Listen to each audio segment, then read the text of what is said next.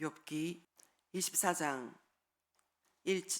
어찌하여 전능하신 분께서는 심판하실 때를 정하여 두지 않으셨을까? 어찌하여 그를 섬기는 사람들이 정당하게 판단받을 날을 정하지 않으셨을까? 경계선까지 옮기고 남의 가축을 빼앗아 제 우리에 집어넣는 사람도 있고, 고아의 나귀를 강제로 끌어가는 사람이 있는가 하면 과부가 빚을 갚을 때까지 과부의 소를 끌어가는 사람도 있구나. 가난한 사람들이 권리를 빼앗기는가 하면 흙에 묻혀 사는 가련한 사람들이 학대를 견디다 못해 도망가서 숨기도 한다. 가난한 사람들은 들나귀처럼 메마른 곳으로 가서 일거리를 찾고 먹거리를 얻으려고 하지만 어린아이들에게 먹일 것을 찾는 곳은 빈들 뿐이다. 갈거지가 끝난 남의 밭에서 이삭이나 줍고 악한 자의 포도밭에서 남은 것이나 긁어 모은다. 잠자리에서도 덮을 것이 없으며 추위를 막아줄 이불 조각 하나도 없다. 산에서 쏟아지는 소낙비에 젖어도 비를 피할 곳이라고는 바위 밑밖에 없다. 아버지 없는 어린아이를 노예로 빼앗아가는 자들도 있다. 가난한 사람이 빚을 못 갚는다고 자식을 빼앗아가는 자들도 있다. 가난한 사람들은 입지도 못한 채로 헐벗고 다녀야 한다. 곡식단을 지고 나르지만 굶주림에 허덕여야 한다. 올리브로 기름을 짜고 포도로 포도주를 담가도 그들은 여전히 목말라 한다. 성읍 안에서 상처받는 사람들과 죽어가는 사람들이 소리를 질러도 하나님은 그들의 간구를 못 들은 채 하신다. 빛을 싫어하는 사람들이 있다. 그들은 빛이 밝혀주는 것을 알지 못하며 빛이 밝혀주는 길로 가지 않는다. 살인하는 자는 새벽에 일어나서 가난한 사람과 궁핍한 사람을 죽이고 밤에는 도둑질을 한다. 가늠하는 자는 저물기를 바라며 사람들이 눈치채지 못할 것이라고 생각하며 얼굴을 가린다. 도둑들은 대낮에 털집을 보아 두었다가 어두워지면 벽을 뚫고 들어간다. 이런 자들은 하나같이 밝은 한낮에는 익숙하지 못하다. 그들은 한낮을 무서워하고 오히려 어둠 속에서 평안을 누린다. 악한 사람은 홍수에 떠내려간다. 그의 밭에는 하나님의 저주가 내리니 다시는 포도원에 갈 일이 없을 것이다. 날이 가물고 무더워지면 눈 녹은 물이 증발하는 것 같이 죄인들도 그렇게 수월로 사라질 것이다. 그러면 그를 낳은 어머니도 그를 잊고 구더기가 그를 달게 먹는다. 아무도 그를 다시 기억하지 않는다. 악은 결국 잘린 나무처럼 멸망하고 마는 것이다. 과부를 등쳐먹고 자식 없는 여인을 학대하니 어찌 이런 일이 안 일어나겠느냐. 하나님이 그분의 능력으로 강한 사람들을 휘어잡으시니 그가 한번 일어나시면 악인들은 생명을 건질 길이 없다. 하나님이 악한 자들에게 안정을 주셔서 그들을 평안하게 하여 주시는 듯하지만 하나님은 그들의 행동을 낱낱이 살피신다. 악인들은 잠시 번영하다가 곧 사라지고 풀처럼 마르고 시들며 곡식 이사처럼 잘리는 법이다. 내가 한 말을 부인할 사람이 누구냐? 내가 한 말이 모두 진실이 아니라고 공격할 자가 누구냐? 아멘. 25장 수아 사람 빌닷이 대답하였다. 하나님께서는 주권과 위엄이 있으시다. 그분은 하늘나라에서 평화를 이루셨다. 그분이 거느리시는 군대를 헤아릴 자가 누구냐? 하나님의 빛에 가서 닿지 않는 곳에 어디가 있느냐? 그러니 어찌 사람이 하나님 앞에서 의롭다고 하겠으며 여자에게서 태어난 사람이 어찌 깨끗하다고 하겠느냐? 비록 달이라도 하나님에게는 밝은 것이 아니며 별들마저 하나님이 보시기에는 청명하지 못하거늘 하물며 구더기 같은 사람 벌레 같은 인간이야 말할 나이가 있겠는가? 아멘. 26장 욥이 대답하였다. 나는 그렇게까지 생각하여 주니 고맙다. 나처럼 가난하고 힘없는 자를 도와주다니. 너는 우둔한 나를 잘 깨우쳐 주었고 내 지혜를 내게 나누어 주었다. 그런데 누가 내가 한 그런 말을 들을 것이라고 생각하느냐?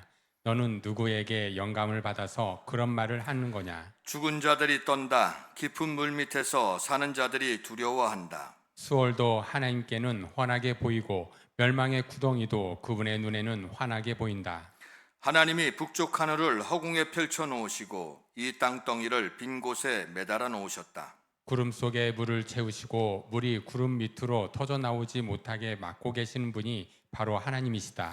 하나님은 보름달을 구름 뒤에 숨기신다. 물 위에 수평선을 만드시고 빛과 어둠을 나누신다. 그분께서 꾸짖으시면 하늘을 떠받치는 기둥이 흔들린다. 능력으로 바다를 정복하시며 지혜로 라합을 쳐부순다. 그분의 콧김에 하늘이 맑게 개며 그분의 손은 도망치는 바다 괴물을 찔러 죽인다. 그러나 이런 것들은 그분이 하시는 일의 일부에 지나지 않고 우리가 그분에게서 듣는 것도 가냘픈 속삭임에 지나지 않는다. 하물며 그분의 권능에 찬 우레소리를 누가 이해할 수 있겠느냐. 아멘. 27장 욥이 비유로 말하였다. 내가 살아계신 하나님 앞에서 맹세한다. 그분께서 나를 공정한 판결을 받지 못하게 하시며 전능하신 분께서 나를 몹시 괴롭게 하신다. 내게 호흡이 남아있는 동안은 하나님이 내 코에 불어넣으신 숨결이 내 코에 남아있는 한 내가 입술로 결코 악한 말을 하지 않으며 내가 혀로 거짓말을 하지 않겠다. 나는 결코 너희가 옳다고 말할 수 없다. 나는 죽기까지 내 결백을 주장하겠다. 내가 의롭다고 주장하면서 끝까지 굽히지 않아도 내 평생에 양심의 꺼름직한 날은 없을 것이다. 내 원수들은 악한 자가 받는 대가를 받아라. 나를 대적하는 자는 악인이 받을 벌을 받아라. 하나님이 경건하지 않은 자의 생명을 끊고 그의 영혼을 불러 가실 때에 그의 희망이란 과연 무엇이겠느냐? 환난이 그에게 닥칠 때에 하나님이 그의 부르짖음을 들어주시겠느냐? 그들은 전능하신 분께서 주시는 기쁨을 사모했어야 했고 그분께 기도했어야 했다. 날더러도 하나님의 응답이 얼마나 큰지 가르치라고 해보아라. 전능하신 분께서 계획하신 바를 설명하라고 해보아라. 그러나 그만두겠다. 이런 일은 너희도 이미 알고 있는 것이 아니냐. 그런데 너희는 어찌하여 그처럼 터무니없는 말을 하느냐.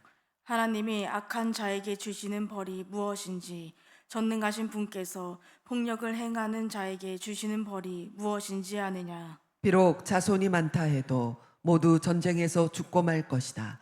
그 자손에게는 배불리 먹을 것이 없을 것이다. 살아남은 사람은 또 연병으로 죽어 매장되니 살아남은 과부들은 기가 막혀서 울지도 못할 것이다. 돈을 셀 수도 없이 긁어 모으고 옷을 산더미처럼 쌓아 놓아도 엉뚱하게도 의로운 사람이 그 옷을 입으며 정직한 사람이 그 돈더미를 차지할 것이다. 악한 자들이 지은 집은 거미집과 같고 밭을 지키는 일꾼의 움막과 같다. 부자가 되어서 잠자리에 들지만 그것으로 마지막이다. 다음 날에 눈을 떠보면 이미 알거지가 되어 있다. 두려움이 홍수처럼 그들에게 들이닥치며 폭풍이 밤중에 그들을 쓸어갈 것이다. 동풍이 불어와서 그들을 그 살던 집에서 쓸어갈 것이다. 도망치려고 안간힘을 써도 동쪽에서 오는 폭풍이 사정없이 불어닥쳐서 그들을 날려버릴 것이다. 도망가는 동안에 폭풍이 불어닥쳐서 무서운 파괴력으로 그들을 공포에 떨게 할 것이다. 아멘. 28장 은을 캐는 광산이 있고 금을 정련하는 재련소도 있다. 철은 흙에서 캐어내며 구리는 광석을 녹여서 얻는다. 광부들은 땅속을 깊이 파고 들어가서 땅속이 아무리 캄캄해도 그 캄캄한 구석구석에서 광석을 캐어낸다. 사람이 사는 곳에서 멀리 떨어진 곳, 사람의 발이 가 닿지 않은 곳에 사람들은 갱도를 판다. 줄을 타고 매달려서 외롭게 일을 한다. 땅 위에서는 먹거리가 자라지만 땅속은 같은 땅인데도 용암으로 들끓고 있다. 바위에는 사파이어가 있고 돌가루에는 금이 섞여 있다.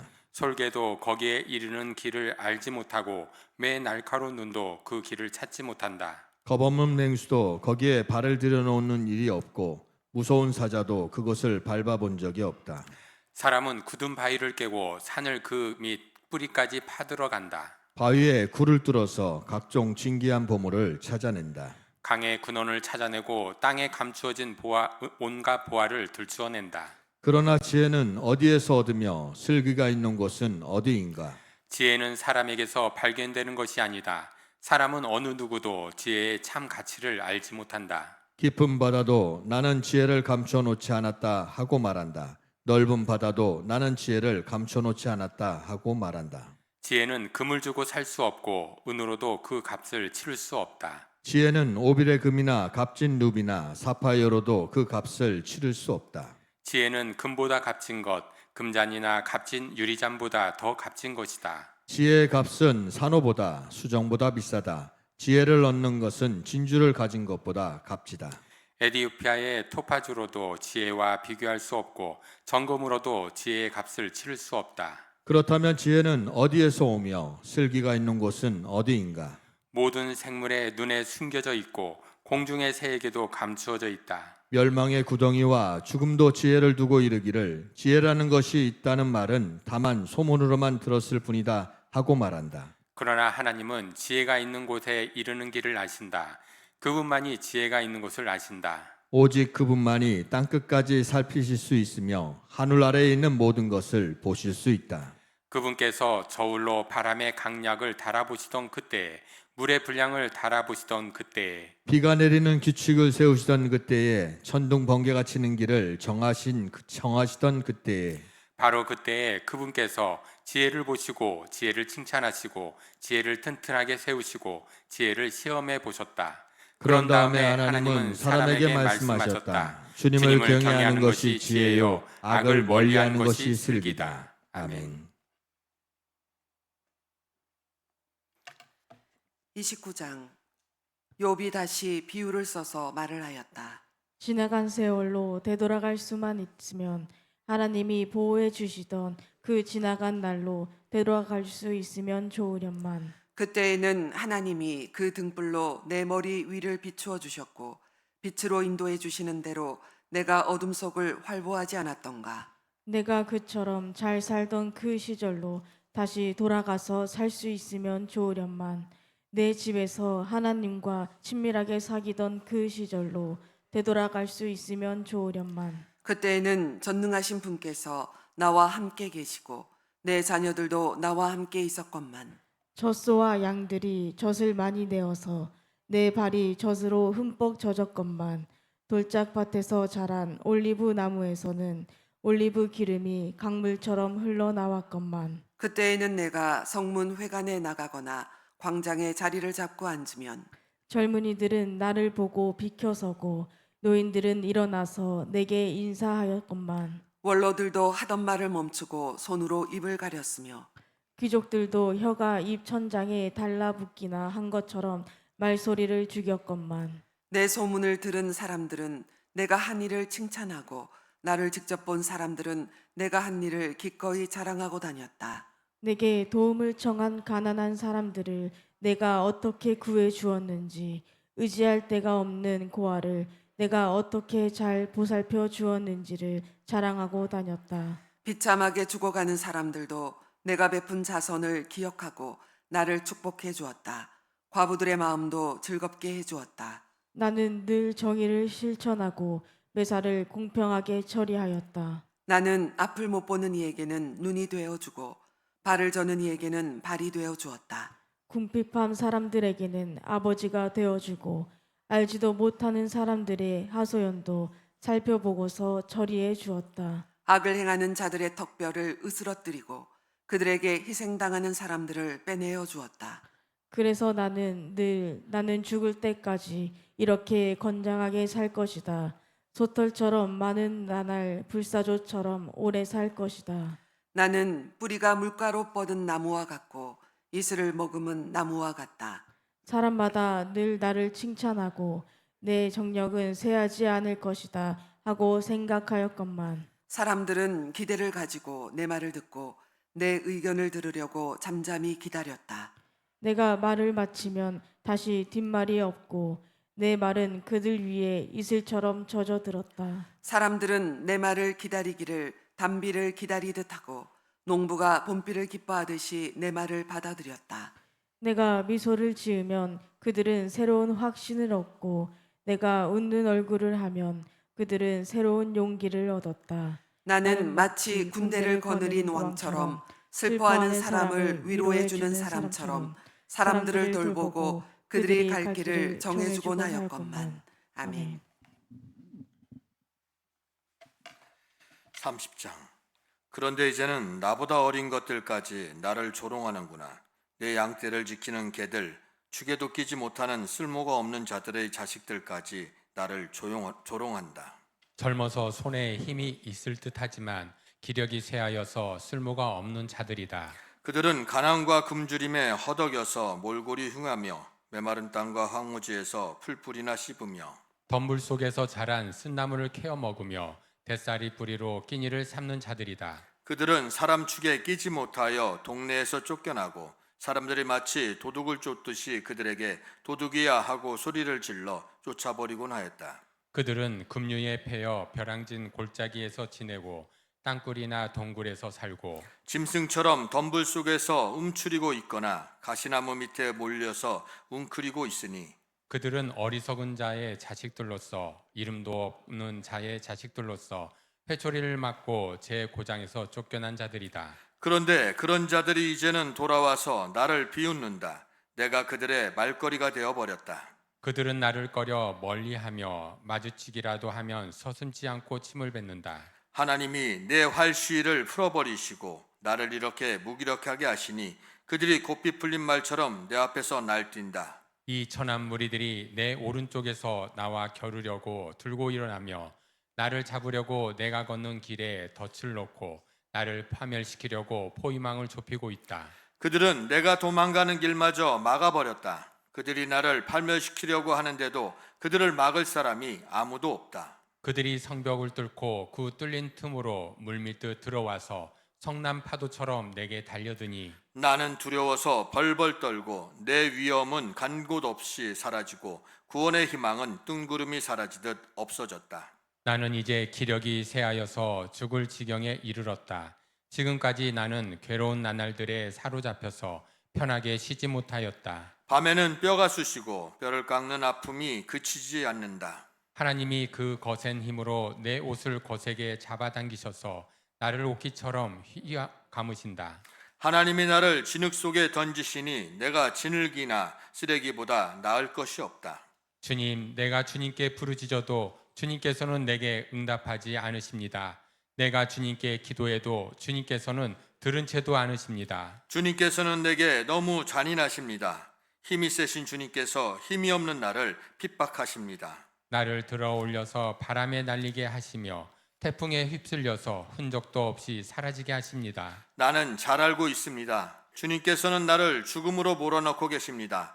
끝내 나를 살아있는 모든 사람들이 다 함께 만나는 그 죽음의 집으로 돌아가게 하십니다. 주님께서는 어찌하여 망할 수밖에 없는 연약한 이 몸을 치십니까? 기껏 하나님의 자비나 빌어야 하는 것밖에는 아무것도 할 수 없는 보잘것없는 이 몸을 어찌하여 그렇게 세게 치십니까? 고난받는 사람을 보면 함께 울었다. 궁핍한 사람을 보면 나도 함께 마음 아파하였다. 내가 바라던 행복은 오지 않고 화가 들이닥쳤구나. 빛을 발았더니 어둠이 밀어닥쳤다. 근심과 고통으로 마음이 갈기갈기 찢어지고 하루도 고통스럽지 않은 날이 없이 지금까지 살아왔다. 햇빛도 비치지 않는 그늘진 곳으로만 침울하게 돌아다니다가 사람들이 모여 있는 곳에 이르면 도와달라고 애걸이나 하는 신세가 되고 말았다. 나는 이제 이리의 형제가 되고 타조의 친구가 되어버렸는가. 내가 내 목소리를 들어보아도 내 목소리는 구슬프고 외롭다. 살갗은 검게 타서 벗겨지고 뼈는 열을 받아서 타 버렸다. 수금 소리는 통곡으로 바뀌고 피리 소리는 애곡으로 바뀌었다. 아멘. 31장. 젊은 여인을 음탕한 눈으로 바라보지 않겠다고 나 스스로 엄격하게 다짐하였다. 여자나 유혹하고 다니면 위에 계신 하나님이 내게 주실 몫이 무엇이겠으며 높은 곳에 계신 전능하신 분께서 내게 주실 유산은 무엇이겠는가? 불의한 자에게는 불행이 미치고 악한 일을 하는 자에게는 재앙이 닥치는 법이 아닌가. 하나님은 내가 하는 일을 낱낱이 알고 계신다. 내 모든 발걸음을 하나하나 세고 계신다. 나는 맹세할 수 있다. 여태까지 나는 악한 일을 하지 않았다. 다른 사람을 속이려고도 하지 않았다. 하나님이 내 정직함을 공평한 저울로 달아보신다면 내게 흠이 없음을 아실 것이다. 내가 그릇된 길로 갔거나 나 스스로 악에 이끌리어 따라갔거나 내 손에 죄를 지은 흔적이라도 있다면 내가 심은 것을 다른 사람이 거두어 먹어도 내가 지은 농사가 망하더라도 나는 할 말이 없을 것이다. 남의 아내를 탐내서 그 집 문처에 숨어 있으면서 그 여인을 범할 기회를 노렸다면 내 아내가 다른 남자의 노예가 되거나 다른 남자의 품에 안긴다 해도 나는 할 말이 없을 것이다. 남의 아내를 범하는 것은 사형 선고를 받아야 마땅한 범죄다. 그것은 사람을 파멸시키는 불, 사람이 애써서 모은 재산을 다 태우는 불이다. 내 남종이나 여종이 내게 탄원을 하여 올 때마다 나는 그들이 하는 말에 귀를 기울이고 공평하게 처리하였다. 그렇게 하지 않았더라면 내가 무슨 낯으로 하나님을 뵈며 하나님이 나를 심판하러 오실 때에 내가 무슨 말로 변명하겠는가?